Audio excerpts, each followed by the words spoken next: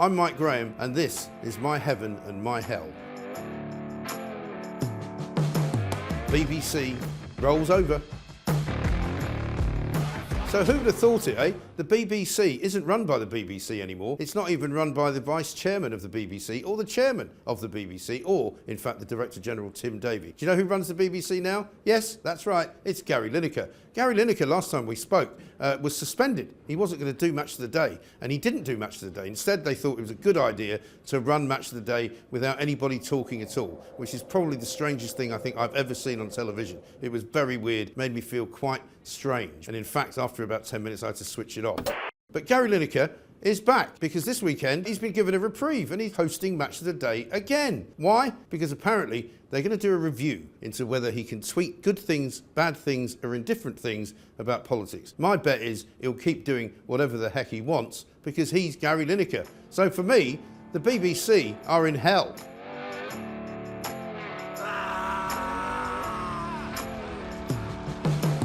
More rail misery.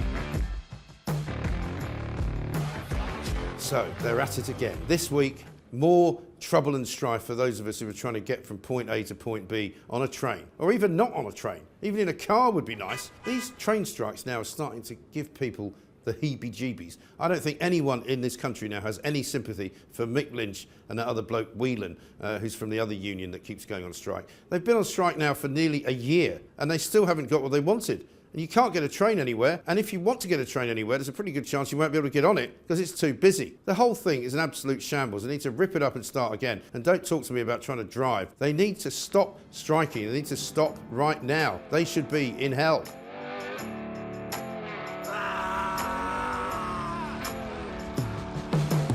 Baking with Meghan.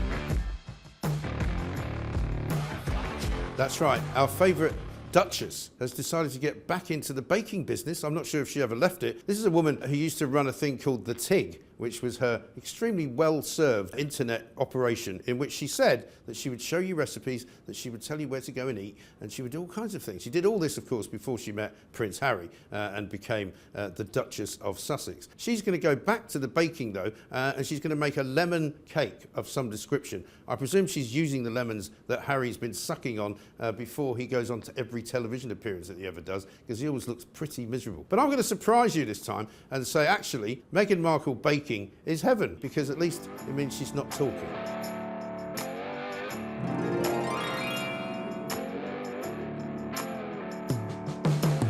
Living longer. You got to move. So apparently Britain has slipped down the rankings of how long you can actually live in a country, right? You have a shorter life expectancy in this country now than you used to have. Not because it's got any worse here, but because it's got a lot better everywhere else. Apparently we've gone down 20 places in the rankings for how long you live. But quite frankly, the way things are going in this country, I'm not sure I want to live that long anyway, because it's getting worse and worse and worse. And the older you get, the worse it gets. So I'm going to say England and Scotland and Wales and Ireland are hellish places to live.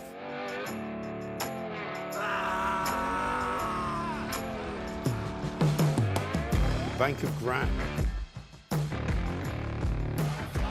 It's Mother's Day this weekend, but apparently it's not your mother that's helping you out, it's your grandmother, because apparently grannies are now helping out two generations of people, not just their sons and daughters, but their sons and daughters as well. So if you're trying to buy a house and you haven't got any money, and if your mother can't help you out, there's a pretty good chance your gran will help you out. 1 in 6 grandmothers is apparently bankrolling their grandchildren. Unbelievable. It just shows you how strange things have become in this country. When I was a kid, my grandmother used to send me a 10p postal order for my birthday once a year. But if you are from some middle-class namby-pamby family, don't worry, you'll never have to make any money because your older relatives will just pay for you and subscribe to you for the rest of your life. A bailout by the Bank of Gran? That must be heaven.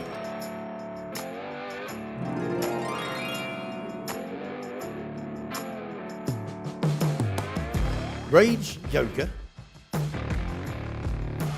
Apparently the new thing is yoga, but we've had all sorts of kinds of yoga. We've had hot yoga, we've had tantric yoga, we've had upside down yoga, we've had downward dog yoga. Apparently now there's a new kind of yoga called rage yoga, where people jump up and down in a room listening to really, really hard, heavy metal. Now, I used to go pogoing in the old days, you know. I don't imagine anybody fancying doing that while they're doing yoga position. I mean, if you're doing yoga, what on earth are you doing listening to really loud, aggressive, horrible music? Surely it's not going to make you very calm. Doesn't sound very good to me. Sounds like hell.